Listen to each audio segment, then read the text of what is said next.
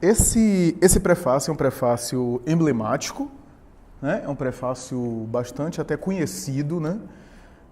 Eu me recordo que em alguns momentos eu cheguei a citar essa história de maneira mais sintética, de maneira mais econômica, descrita por Emmanuel, né? Não me lembro de outro prefácio dessa coleção de André Luiz que Emmanuel descreve uma parábola dessa forma, né? Traz uma metáfora dessa forma, essa alegoria. Emmanuel aí se transforma num grande contador de histórias, né? E não é à toa, os prefácios de André Luiz não são aleatórios, a gente sabe isso hoje, né?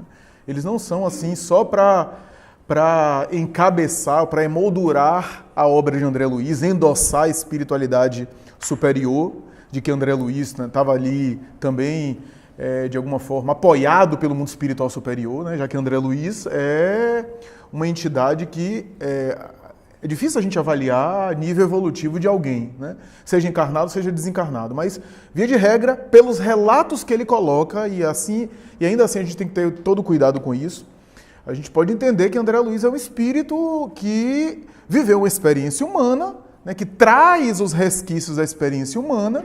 E uma das coisas que as pessoas criticam André Luiz, essa é uma crítica até forte, eu converso às vezes com o Jorge em relação a isso, é que assim, essa ideia de colônia, Emmanuel está respondendo algumas críticas dessa nesse prefácio. Essa ideia de colônia, essa ideia de cidades espirituais, eu já vi até gente falando, tem uns institutos que parece o poder executivo, legislativo e judiciário aqui do mundo, né? Porque André Luiz, na verdade, não é espírito superior, não. Ele está muito humanizado, está muito apegado, então ele está trazendo as realidades dele. Ora, isso é uma meia-verdade, né? Como a gente costuma dizer aqui. Se de um lado a gente não tem espíritos tão transcendentes, porque as comunidades de seres angélicos, a gente já falou aqui inúmeras vezes isso, as comunidades de seres angélicos não nos interessam, porque o que a gente vai querer examinar como é que vivem os espíritos puros, por exemplo, ou as entidades que se organizam para decidir os destinos, por exemplo, do sistema solar. Estão tão distantes evolutivamente de nós. E segundo, a gente não tem nem vocabulário, nem referência. Eles não têm nem palavras para descrever o que acontece. Porque, pegue, por exemplo,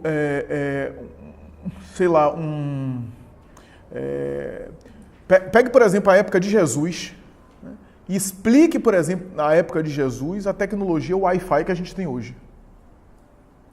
Você não ia ter condição, nem ia ter referência, nem ia ter palavras para explicar.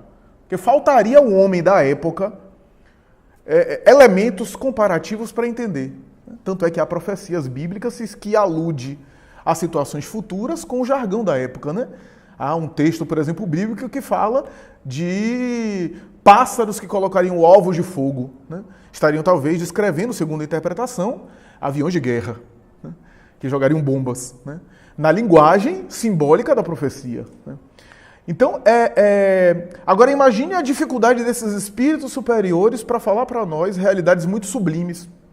Então é claro que eles descrevem realidades próximas para as quais a gente vai, né, que guardam alguma relação com o mundo físico, mas há uma diferença entre dizer que o espírito está tão materializado que está fazendo do mundo espiritual uma cópia do mundo material e o contrário. Né?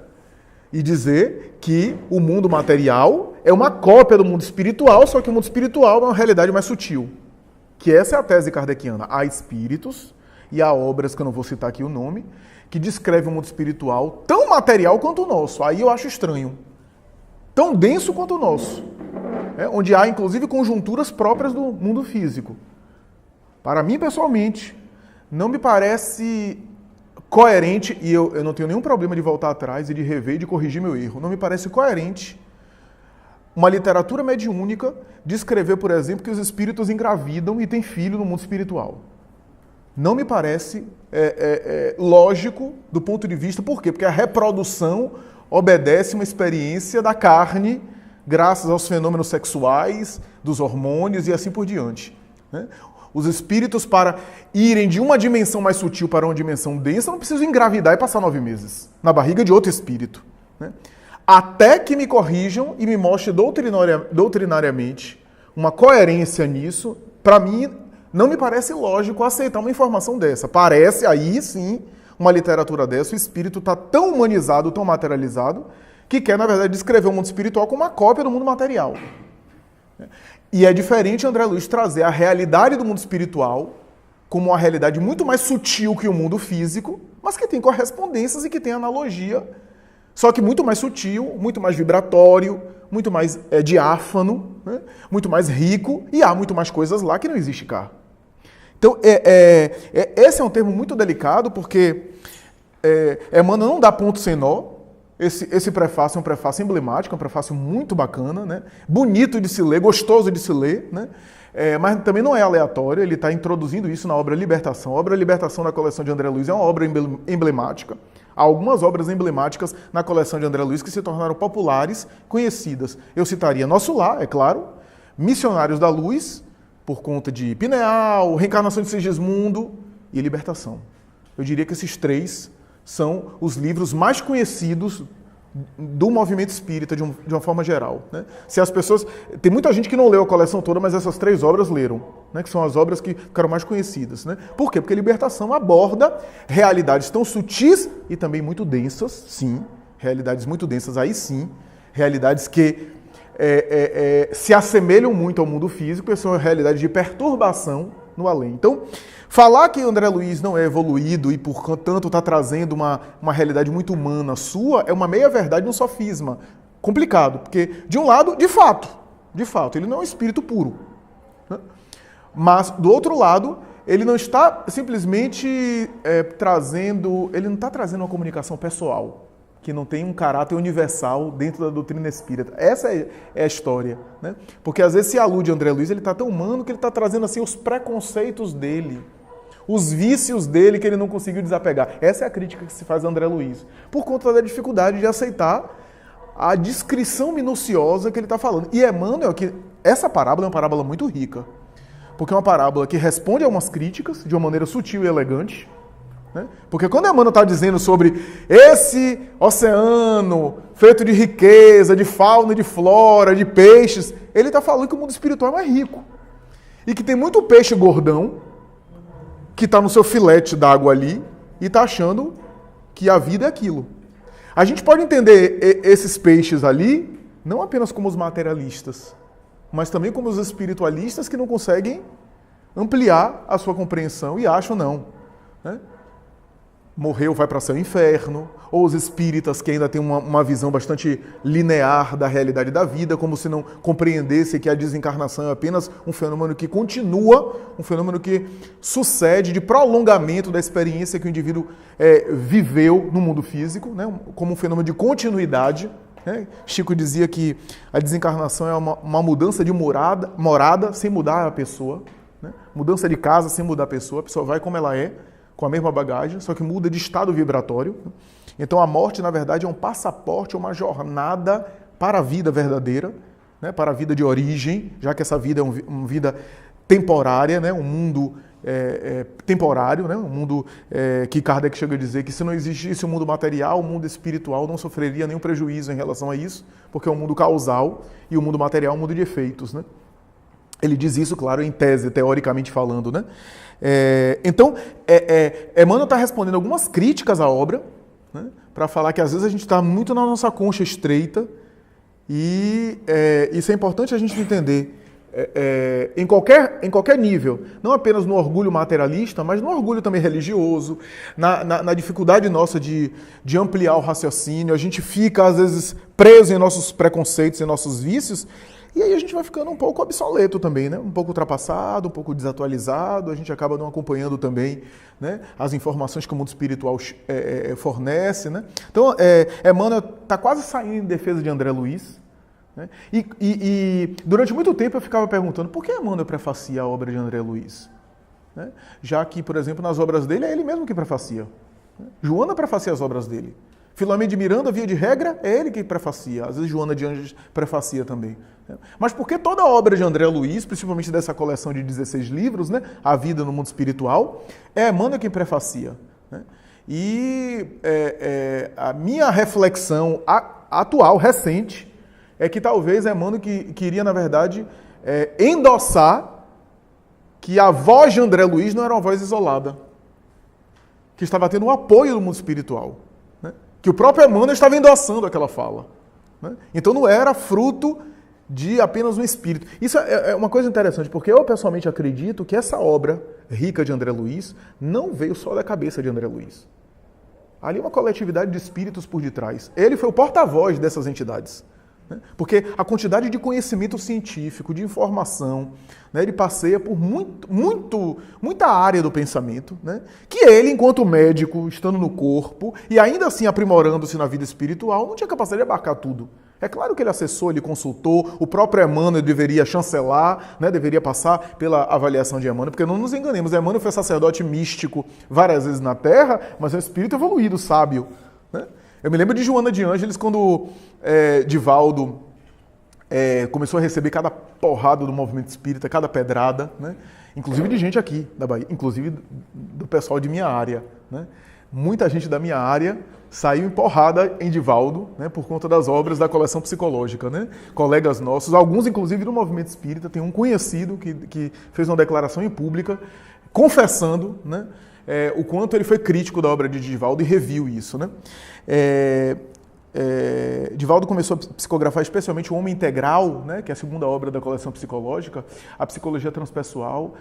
Nem era conhecida aqui no Brasil, era recente na Europa, e Joana já falava de psicologia transpessoal na obra Homem Integral, já trazia algumas coisas. E é importante falar, a obra psicológica de Joana é mais ou menos a partir de 1975, Joana antecipa o que a gente está vendo agora de fenômeno de depressão, de transtorno do pânico. Ela estava antecipando naquela época, né? Porque naquele momento não se havia essa popularização dos quadros emocionais como a gente vê hoje.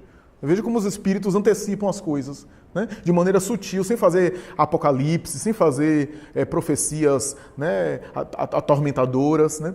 E eu me lembro que Divaldo disse que consultou, que falou para ela, minha irmã, a senhora está sendo muito criticada, né? Primeiro porque a senhora nunca foi psicóloga. Nunca foi psicóloga, a senhora foi sempre freira, viveu nos monastérios, nos confessionários, nas atividades religiosas convencionais da tradição católica, né? E como é que a senhora tem esse conhecimento de psicologia todo? E aí Joana respondeu para ele, meu filho, ainda respondeu bem no estilo dela, né? Bem no estilo de Emmanuel também, né? Meu filho, eu pensei que você era espírita, porque o espiritismo te ensinou que o conhecimento vem de cá para lá. E disse, olhe, primeiro, a atividade de escuta psicológica e de intervenção psicológica durante séculos foi atividade de freiras e de padres no confessionário. Começo com isso. E você não pode desprezar com todos os erros a ajuda e o trabalho terapêutico que foi feito dentro das instituições religiosas da Idade Média. E depois, aqui, eu ampliei meu conhecimento através da reencarnação e das leis da vida, que aqui a gente amplia sempre, e pude colaborar com o comportamento humano de tal forma que a reencarnação dos grandes nomes da psicologia e da psicanálise passaram pela nossa avaliação. De Freud a Lacan, eu estive participando da reencarnação deles e da recepção deles de volta para avaliação do tipo de tarefa que eles desenvolveram no mundo. Olha só. Então, quando a gente lê esse prefácio aqui, Emmanuel está endossando André Luiz, está dizendo, olha, tem a minha assinatura. Eu acho que é mais ou menos nesse sentido. Agora, aqui a lenda, sem me alongar muito, porque essa lenda aqui, e dá espaço para todo mundo, mas assim, Emmanuel menciona que é uma lenda egípcia, né? Eu também fiquei pensando, por que ele quis mencionar uma lenda egípcia, cuja história repete um pouco a tradição de alguns contos e algumas fábulas semelhantes na tradição. Eu fiquei pensando nisso.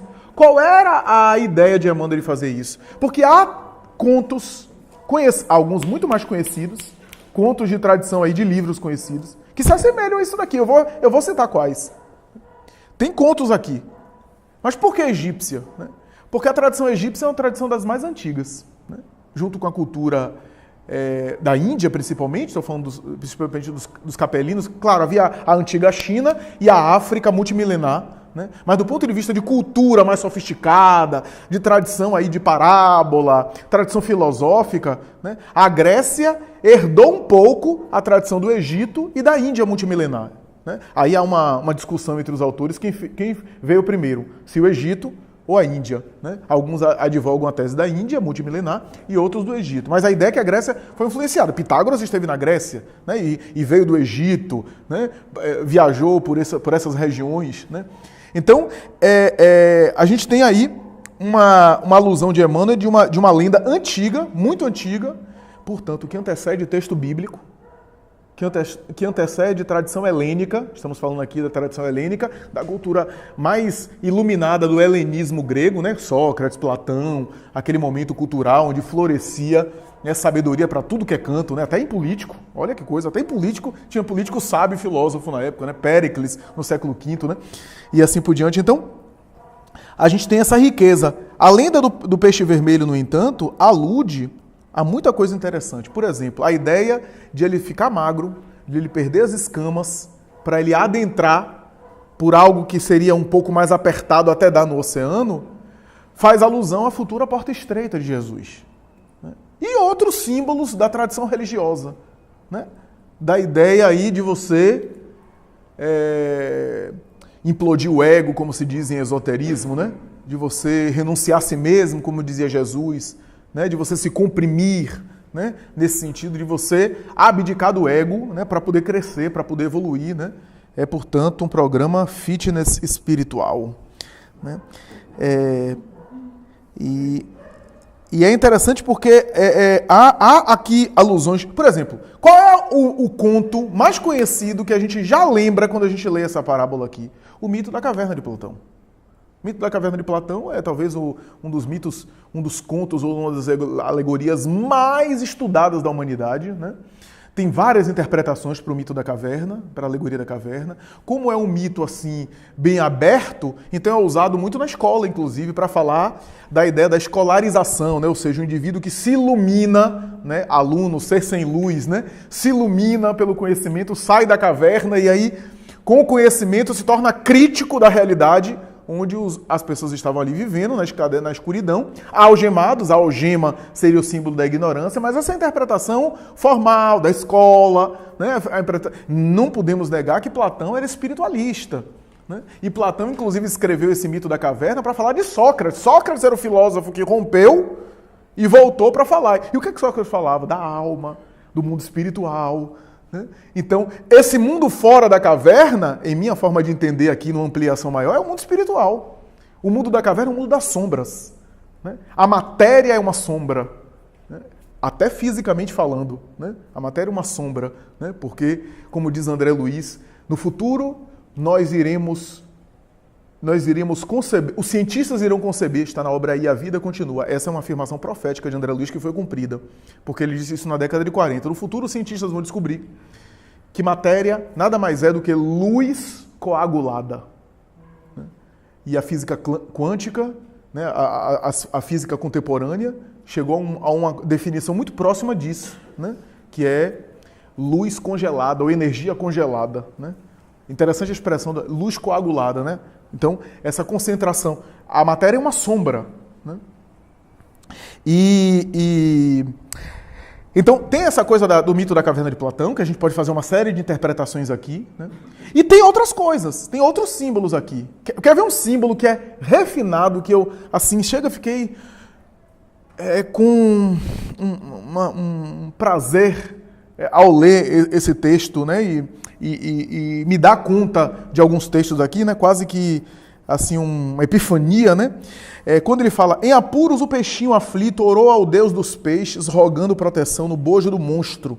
E não obstante as trevas em que pedia salvamento, sua prece foi ouvida, porque o valente cetáceo começou a soluçar e vomitou, restituindo as correntes marinhas. A ideia do mito do peixe grande, né? Que faz alusão, por exemplo, à parábola de Jonas do Antigo Testamento, do Velho Testamento, né? A história de Jonas é uma história muito interessante, é uma história que fala da guerra entre assírios e judeus, né? E os assírios estavam detonando tudo, né? Jonas decidiu, ou melhor, segundo o texto, todo o texto de Jonas, todo o livro de Jonas é um texto parabólico, é uma parábola, né? Não é literal. Tudo indica que essa personagem nem existiu, né? É um mito, né? Jonas teria visto, Deus teria aparecido a ele e disse: vai até Nínive, ou Nínive, como se queira, que é a região dos assírios, né? Então, É como Ananias, que Jesus apareceu e disse, vai até Saulo. Ananias deve ter tremido nas bases, né? Senhor, você tem certeza? Não é outra pessoa, não? Né? Então imagine, ir aos assírios. Aí Deus diz assim, vai até os assírios e avisa a eles que a cidade deles vai ser destruída. Aí Jonas ficou alegre, né? Dar uma notícia dessa deve ser um negócio muito bom, né? Então eu vou lá, né?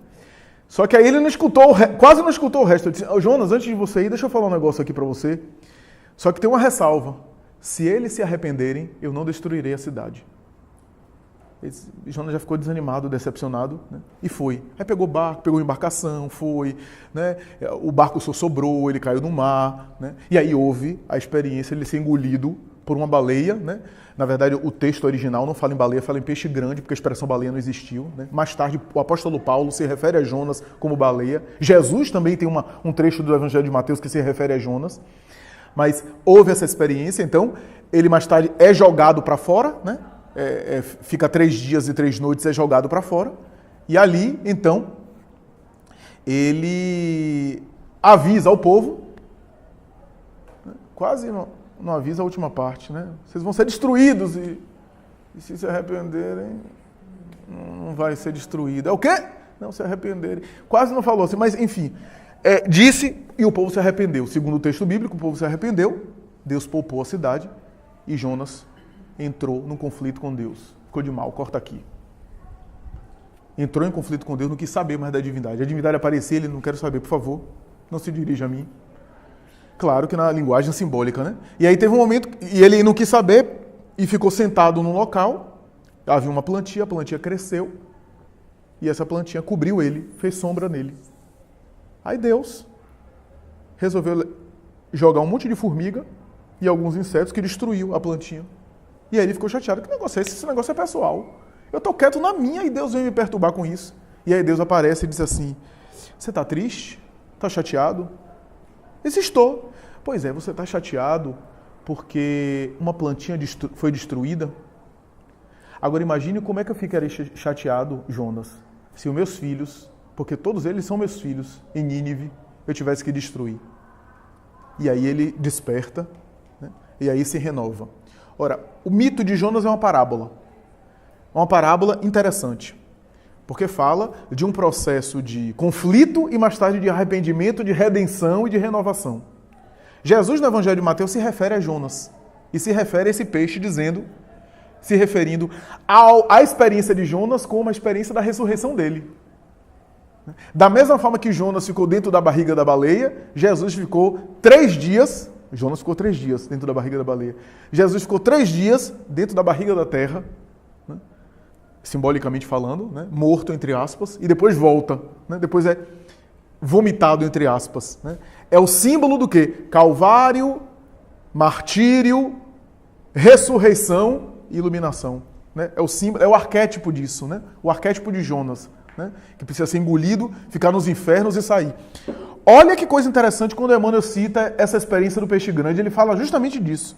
De início, porém, fascinado pela paixão de observar, aproximou-se de uma baleia para quem toda a água do lago em que vivera não seria mais que diminuta ração. Impressionado com o espetáculo, se abeirou dela, mas mais que devia, foi tragado com os elementos que lhe constituíam a primeira refeição diária.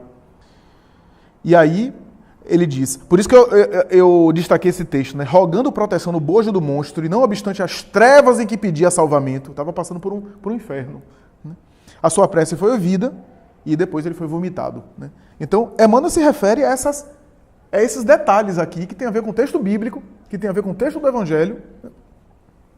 E que faz alusão aqui, né? E, por fim, quando ele diz, deveriam todos emagrecer convenientemente, eu fiquei tão infeliz com essa parte, convenientemente, abstendo-se de devorar tanta larva e tanto verme nas locas escuras e aprendendo a trabalhar e estudar, tanto quanto era necessário a aventurosa jornada. Ele está falando de um processo de ascensão, né? Um processo de ascensão simbólica que precisa de renúncia, né? De jejum e oração, como dizia Jesus, né? Nesse sentido aqui espiritual da palavra, né? Jejuar as imperfeições, jejuar o vício, jejuar as más inclinações, né? Então, é mais ou menos isso, a palavra é mais rica do que isso, é claro, e Emmanuel termina, né, aludindo, chamando André Luiz desse peixinho vermelho, né? E a gente pode dizer que todo espírito que se sublima, é uma espécie de peixinho vermelho que tenta voltar para esclarecer aqueles que estão na retaguarda.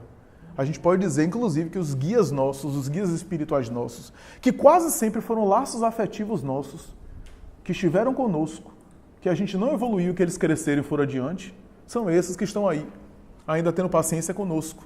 Né? Quando você vê, por exemplo, Emmanuel, durante 2000 anos, indo reencarnando, tem um momento de 50 anos depois que eu acho interessante, né? Nestório, Emmanuel, uma das encarnações dele, escravo romano, é martirizado em Roma, ele é destroçado pelos leões, e aí ele se libera do corpo e vê um anjo vir recebê-lo. Era Lívia, que ele não reconhecia, porque como Nestório, ele não tinha noção de Lívia.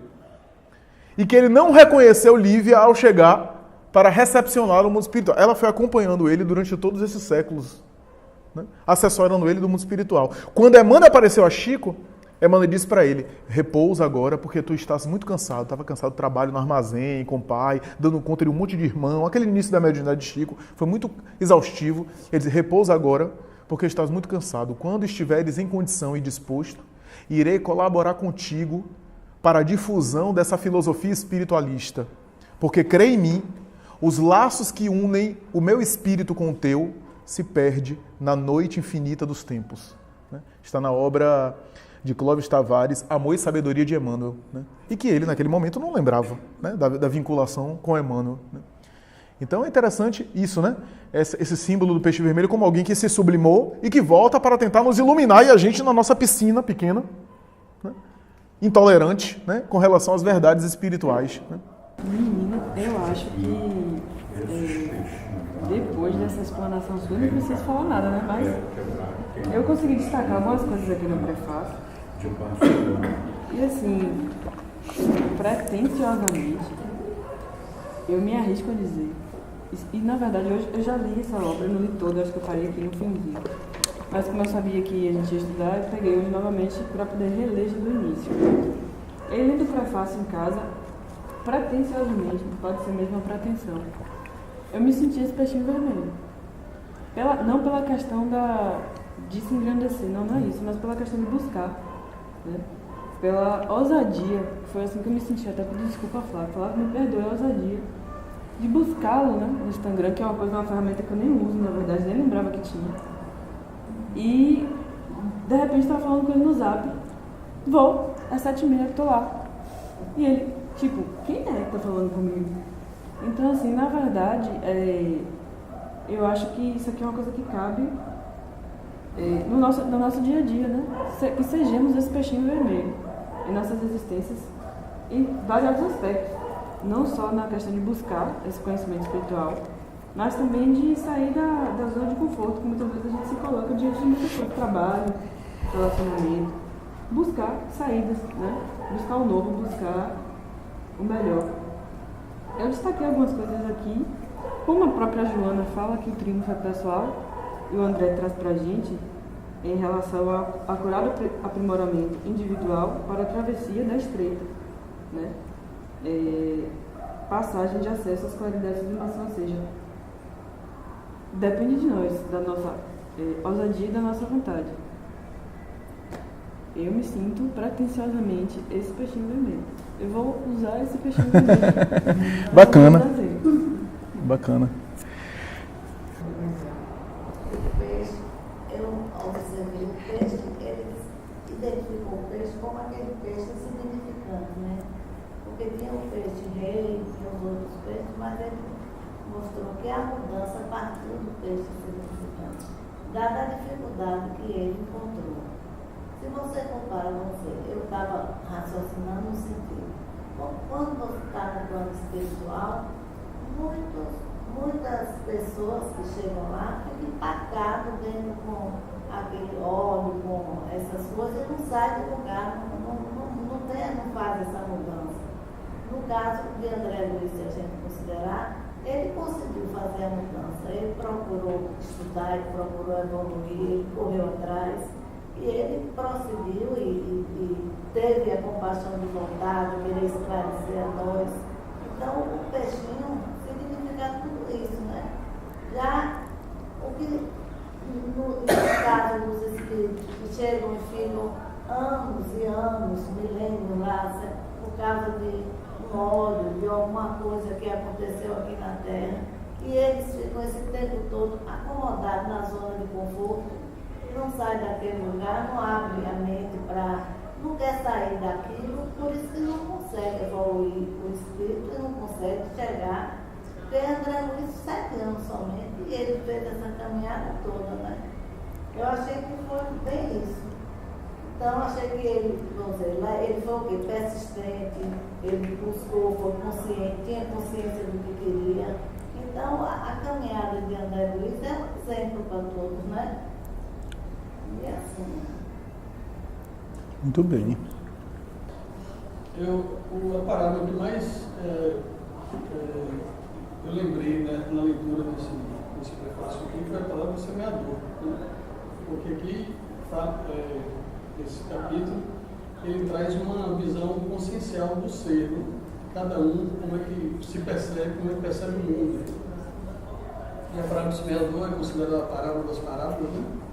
E ela traz essa consciência de cada ser, né? De como ele interpreta o mundo.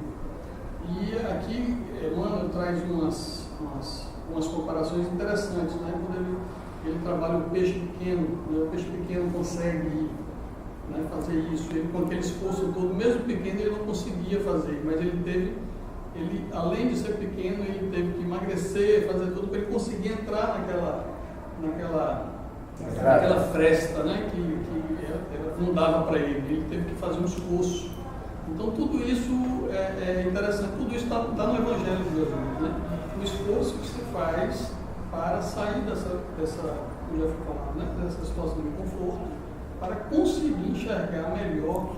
Então, a questão do pequeno, aí vem Jesus quando fala, né, para que quer ser grande, seja pequeno, né, como criança, tá?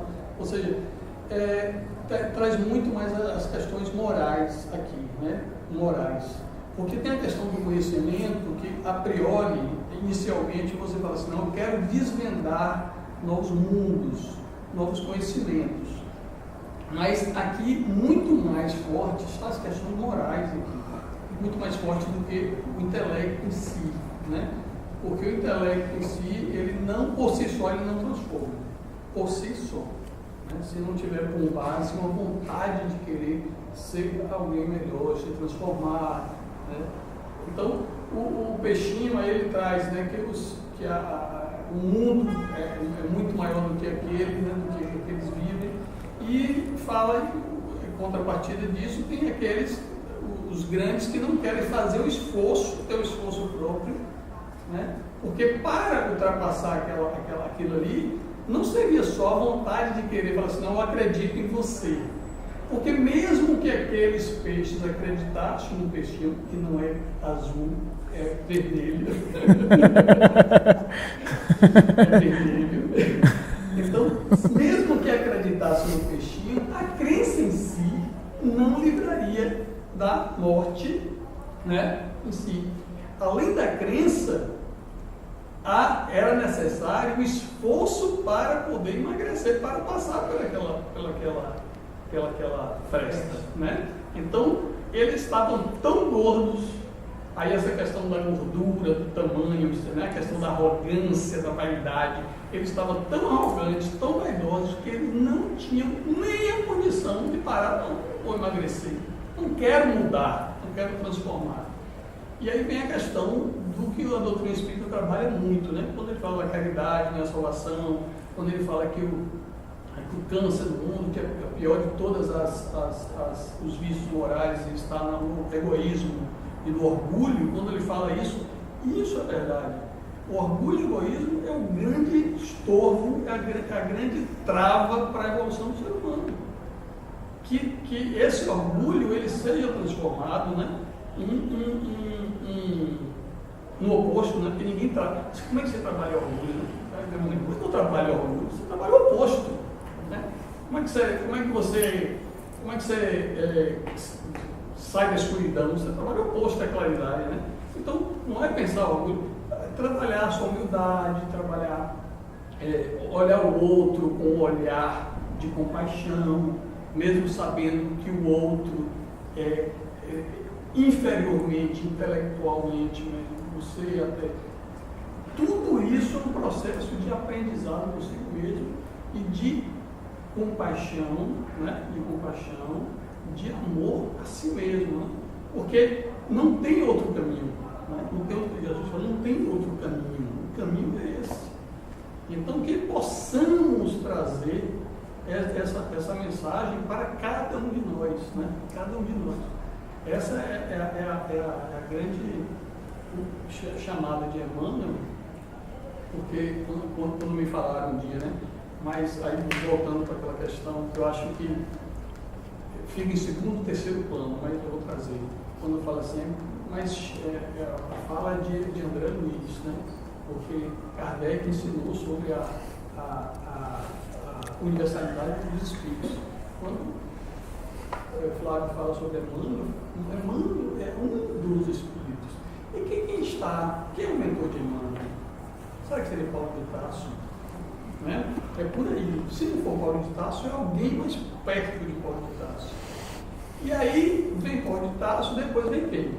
Vem Jesus, né? Então, assim, como é que não há universalidade de espíritos na questão? Não tem como. Né? Porque também não é universalidade de espíritos desencarnados. É importante nós entendermos que nós somos espíritos. Então, quando há universalidade, quando há a aquiescência dos estudiosos, não precisa ser Chico, não precisa ser Divaldo, não precisa ser Ivone. Não, estudiosos como nós aqui estamos fazendo, tateando e percebendo isso. A universalidade do espírito por nós também.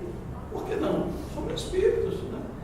Então, tem que ter essa visão mais amplificada, né? Como o peixinho teve, né? Do que ficar preso às questões muito pequenas, né? Porque realmente a questão da humildade, para perceber isso, tem coisas que nós nem compreendemos, não conseguimos ainda compreender.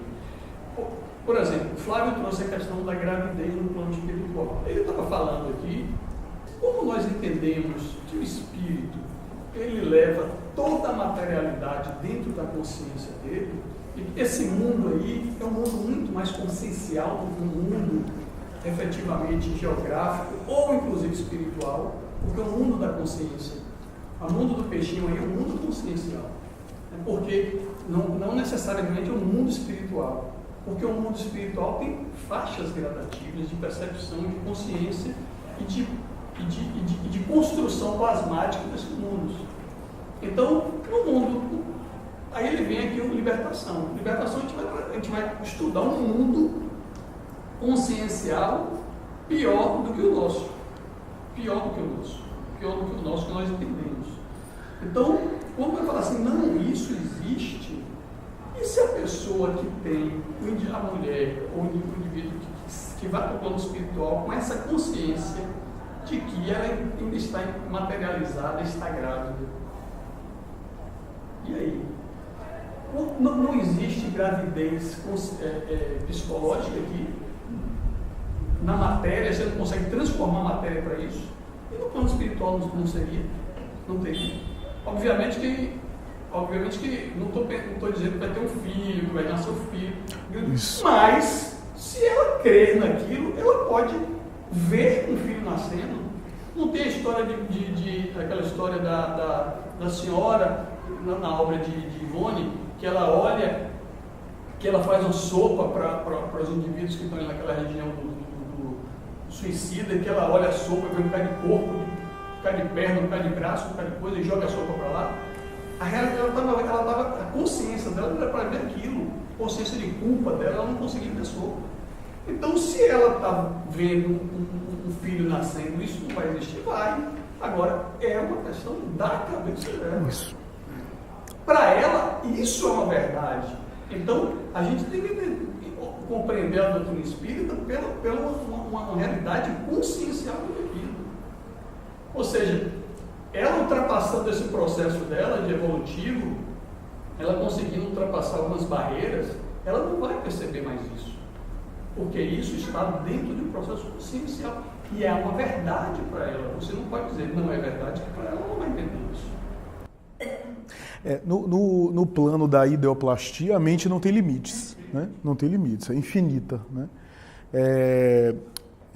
Sobre essa questão da gestação, tem uma obra de Filomeno de Miranda, Nos Painéis da Obsessão, que narra, por exemplo, uma mulher grávida que desencarnou grávida por um acidente de caminhão, né? Perispírito em relação ao antigo feto, que agora era só espírito reencarnante ligado a ela, e houve um processo de liberação à semelhança de uma cesárea, né? Agora, nos termos que são colocados em algumas obras, é como se um espírito de uma região superior precisasse entrar no ventre, né, para se materializar numa dimensão mais sutil, né? Ou mais densa, quer dizer, né? Como se houvesse uma reprodução, né, nos moldes biológicos do mundo material lá. Eu acho que a gente tem que ter isso como exemplo e cada um fazer o papel do peixinho vermelho, e a intenção é formar um grande cardume, né? Porque um peixinho só faz muita coisa, mas se a gente conseguir formar um cardume para poder atuar em cada dia, em cada momento que você encontrar uma oportunidade dessa, eu acho que é a chance da gente ser um peixinho vermelho. Só comentar aqui um pouquinho que a diferença do peixinho vermelho para os outros é que ele, com a dificuldade que ele teve dentro do tanquezinho ali, ele se movimentou. Então ele pensou, bom, já que eu estou com dificuldade aqui de alimentação, disso, daquilo, eu vou estudar, né? Então, às vezes, a dificuldade te joga para esse campo, né, do estudo, ou então de você pesquisar, porque, na verdade, até ele tinha amor por ele, né? Porque ele podia ter dito, não vá, eu estou pequeno, deixa para lá. Não, ele se engrandeceu também interiormente e disse, não, ninguém quer saber de mim, mas eu quero saber de mim. Aí foi que resolveu todo o problema, foi estudar, depois ele foi ver quantos azulejos tinha, quantos buracos tinha, então foi estudando todos esses detalhes, e às vezes a gente tem tudo isso à nossa volta e a gente não observa, né? Que Deus sempre manda como é que se diz, as providências para a gente, e a gente não está nunca olhando para isso, está sempre aéreo, ou está com uma certa preguiça. Eu achei bonitinho também que ele botou assim, os peixes vorazes e gordulhudos. Adorei esse termo, né? Gordulhudos. Olha, me pegou também esse termo, viu?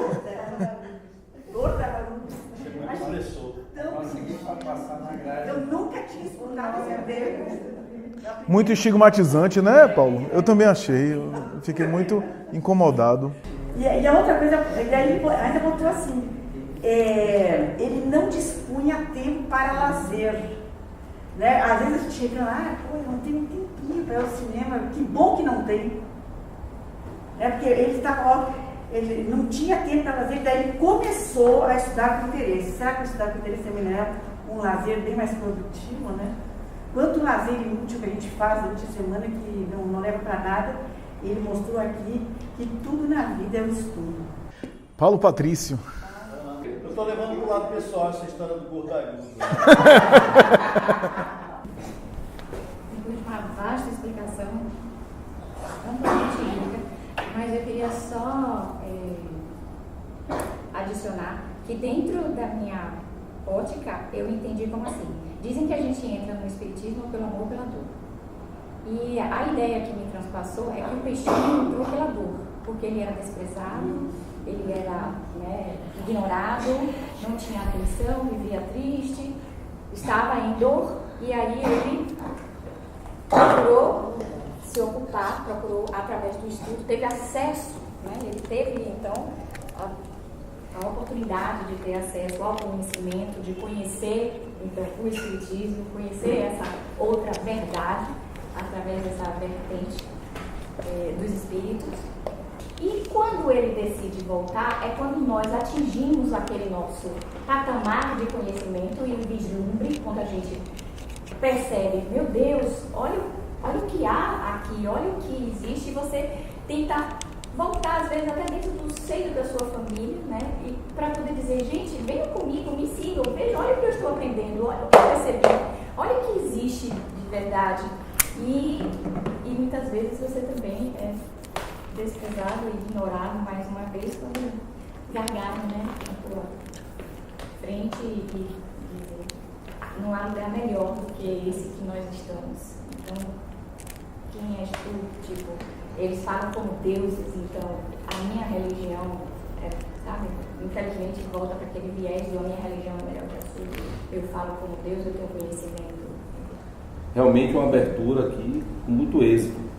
Aí eu destaquei essa parte aqui, anunciando aos antigos companheiros que além dos cubículos em que se movimentam, resplandece outra vida, mais intensa e mais bela, exigindo porém acurado aprimoramento individual para a travessia da estreita passagem de acesso às claridades da sublimação.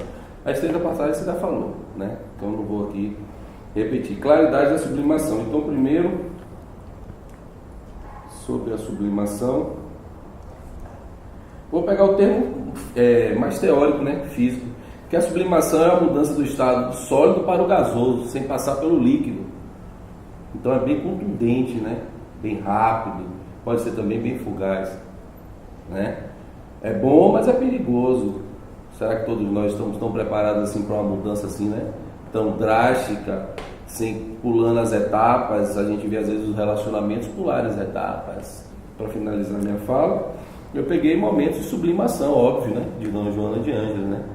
Escrita através de Divaldo Franco, que ela fala: são inumeráveis as novas tecnologias que inegavelmente proporcionam conforto e comodidade, que curam os corpos docentes e prolongam a existência física. Porém, esses e outros avanços não lograram propiciar definitivamente paz às pessoas, nem possibilitarem a evolução moral que é necessária. Quer dizer, qual um dos primeiros tópicos básicos da doutrina espírita que Allan Kardec nos fala? É a evolução do intelecto e da moral.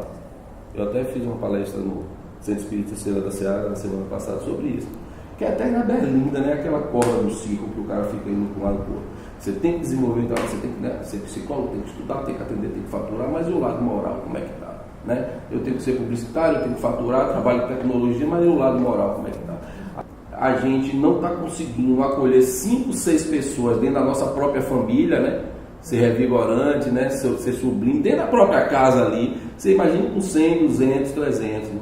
Aí vem a questão também dos políticos, né? Que trabalham com as políticas públicas, que atingem, uma ação desses caras atinge 1 milhão, 2 milhões de pessoas. Chico Xavier que fala que 2 classes mais sofredoras no mundo espiritual são os políticos e os médios. Os políticos não aplicaram as doutrinas públicas e afetaram. Se Flávio me dá uma facada, ele vai estar, né? Isso aí não pega o espírito dele. E o político lá que deu 1 milhão de facadas, né? E a outra é os médios que vieram para reencarnar, que a mediunidade não é um dom, né? Ela é uma faculdade que você tem que trabalhar, do que ela falou, né? Que vem como privação, né, de vida, e não trabalha, vai pro bar, beber, vai pro forró. Então, nada contra São João. Então, aí para finalizar, como a Dona Joana falou aqui, são muitas as conquistas da inteligência, mas são muitos também as carências do sentimento. Eu acho que a gente conseguiu, né? Acho que a gente conseguiu contemplar aí os vários aspectos, né? Uma outra coisa que foi abordada, que a gente poderia até aprofundar aí se houvesse mais tempo, né? Mas, de um modo geral, eu acho que a gente conseguiu contemplar essa lenda do peixinho vermelho. E aí a gente volta à questão, acho que foi Jorge que colocou, né? Que é a ideia do livro, né? O título é Livre Acesso, Acesso Livre, alguma coisa assim, né? O título do prefácio, né? Ante as Portas Livres, então, que fala um pouco desse acesso, né, em relação às diferentes gradações e diferentes realidades do mundo espiritual, né? E interessante que no Evangelho de Jesus há aquela parábola que eu comentei até aqui sobre do Lázaro e o rico, né? O rico e o Lázaro, né? Que Jesus, de maneira emblemática, até se refere a elementos do Velho Testamento, né? Quando Lázaro é uma expressão, inclusive em hebreu, que significa Deus ajudou, né? Ou Deus socorreu, né? Em hebraico, né? Então, que significa, na verdade, a expressão original em hebraico, né? Daí, os Lázaros das parábolas de Jesus são aquelas pessoas que a gente pode ajudar pelo caminho, essa é a ideia, né? Mais tarde, a expressão Lázaro ficou como sinônimo de lepra, em função do Lázaro, irmão de Maria e de Marta, né? Daí lazarento é leproso, lazareto leprosário, né? E assim por diante. Mas a palavra original não tinha essa acepção, né? E na parábola fala de alguém que foi rico, né? E a expressão no Evangelho de Lucas, porque essa parábola só está em Lucas, não é rico apenas material, qualquer riqueza que a gente tenha, né? E que passou ao largo, né? E o outro, né, que é o indivíduo que foi o indivíduo que estava pedindo, né, mendigando e sofrendo com aquilo. E aí Jesus coloca o seguinte, que o Lázaro foi recolhido no seio de Abraão. Estar no seio de Abraão, para a tradição judaica, era o máximo, porque era o profeta mais antigo, é antes de Moisés. Né? Quanto mais velho, mais importante, mais espiritualizado. É o pai dos pais, é o pai da raça. Né? Tá aí o filho de Abraão, era um negócio bom você ser filho de Abraão. Né? Era a ideia que remetia, né, o mais antigo dos profetas, né, o primeiro dos grandes profetas. Né? E aí ele foi recebido por Abraão, ficou, portanto, no reino da glória, recebido por Abraão, né? E o rico, né, via-o na glória, né, e pedia, pelo amor de Deus, para que pudesse pelo menos ter um pouco de água a fim de saciar a sua sede ou aliviar as chamas onde ele estava, né? Aliviar as mãos, os pés, alguma coisa assim. Né? E aí o Abraão disse, meu filho, olha para a alegria dele e olha para a sua desventura e observa a vida que levaste, né? Ou seja, uma avaliação em relação à vida física, né? O tipo de vida que você levou e as consequências que deram. Né? E é interessante porque, assim, uma das coisas que passa despercebida, e eu vi muita gente boa, católico e protestante, discutindo isso, dizendo o seguinte, não, ali está claro na parábola, porque tem um momento na parábola que diz assim, Jesus falando na parábola, né, que o rico diz assim, então deixa-me pelo menos voltar para o meu lar, para avisar os meus familiares o que esperam ele aqui. E aí Abraão disse assim, não, eles têm Moisés e os profetas. Se eles não ouviram Moisés e os profetas, não vai ser alguém que ressuscita dos mortos que vai modificá-los. Os que vêm para cá não vão para lá. A expressão para é a expressão definitiva. Não é a expressão pontual, ou seja, a interpretação que se dá para essa parábola do ponto de vista convencional é o seguinte, está vendo? Jesus disse na parábola que os que morrem não voltam e os que estão na vida física não vão para o mundo espiritual. Há uma separação. Não. Primeiro que a preposição é para. Ou seja, quem está no corpo físico não vai para o mundo espiritual de maneira permanente. Só depois da morte. Só quando desencarna. E os desencarnados não vêm para cá. Agora eles podem ir lá. Ou ir cá. Tanto é que se fosse diferente, ele não precisava falar, deixa eu ir para a casa dos meus familiares para avisar. Se fosse impossível, esse pedido não teria sentido. Então, aliás, na parábola fala do rico, do mau rico sofrendo e vendo Lázaro com Abraão. Olha só, então existem dimensões que ele não podia ir até Abraão e ficar lá naquela dimensão, mas ele via, ele visualizava. O que a parábola quer dizer? Que há dimensões vibratórias aí que se relacionam, né, com os níveis compatíveis e que há um relacionamento, uma solidariedade entre elas. Né? Então essa parábola é muito rica do Evangelho de Lucas e fala um pouco daquilo que a gente vai estudar. As dimensões mais densas, mais humanizadas e em alguns momentos mais animalizadas, inclusive, do mundo espiritual. Né? E não é de se estranhar, vocês vão ver nessa obra que não há nenhum terrorismo doutrinário. Não há nem... Porque há às vezes umas coisas assim que a gente vê no movimento, né? De descrições do além-túmulo, como se a gente tivesse perdido, né? Abriram as portas do abismo e aí a humanidade está perdida porque vê um monte de espírito. Não é bem assim, não. Porque existe um exagero apocalíptico nessas informações. Vocês vão ver nessa obra uma descrição do mundo espiritual inferior, sim, né? De regiões de ignorância, né? Mas nenhum terrorismo. Você vê que o tempo todo os espíritos se infiltram nessas regiões, se tornam invisíveis, colaborando, ajudando. Né? E essas regiões só estão ali porque é permitido. Porque são permitidos. No momento que os bons espíritos quiserem, dissipam aquilo. Mas por que é permitido? Porque não há violência na obra de Deus. Não existe violência. Existe aquela conjuntura ali porque eles precisam ainda daquele nível de consciência. Né? Mas vocês vejam que o tempo todo os espíritos, quando querem acessar, acessam, adentram nessas regiões. A gente vai ver esse tipo de coisa. A gente vai ver casos dramáticos, né? de escravidão, né? É claro, a gente não deve se assustar.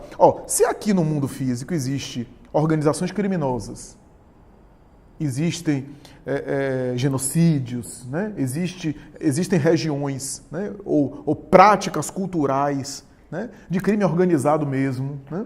Você entra numa Cracolândia, por exemplo, você vê a desorganização de uma Cracolândia.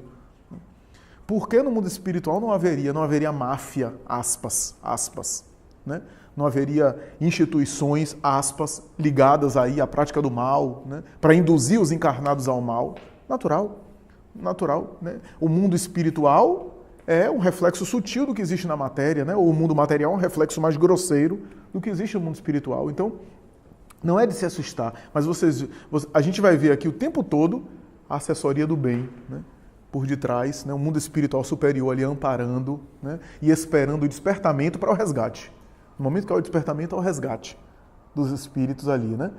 Vem um personagem principal da obra de libertação, 700 anos, já estou até contando, enfim, 700 anos nessa situação, 7 séculos, para chegar o momento, convocar a mãe, bom, aí é a história para o livro, né? O ensinamento, viu, Flávio, dessa obra, por esses espíritos densos, é muito importante, é muito legal.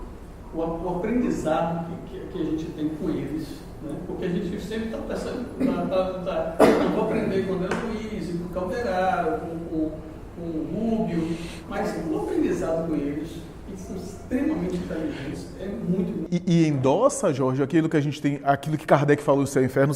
Kardec tem uma frase que ele diz assim, a gente aprendeu muito e colheu muita informação preciosa dos espíritos superiores, mas aprendemos também com os inferiores. Os inferiores trouxeram conhecimento para a gente das realidades do mundo espiritual e nos ajudaram a entender o mundo espiritual por completo, né? Por isso, diz Kardec, entrevistamos todo tipo de espírito. Tanto as entidades celestes, as potestades, como os espíritos mais primários, né? Por exemplo, a descrição dos suicidas, né? Que riqueza doutrinária Kardec colheu em O Céu e o Inferno, né? E assim por diante. Então, endossa um pouco isso que Jorge está falando. Essa obra a gente vai ver ovoide, a gente vai ver caso de licantropia, né? De zoantropia, em função inclusive de abortamentos provocados. A gente vai ver um monte de coisa aí, né? Descrita nessa obra, que é sensacional, né? Sensacional. Além desse processo de libertação, né? Libertação em torno da figura central da obra, né? Da figura central, para a qual os esforços são direcionados, né? Então, muito interessante, né?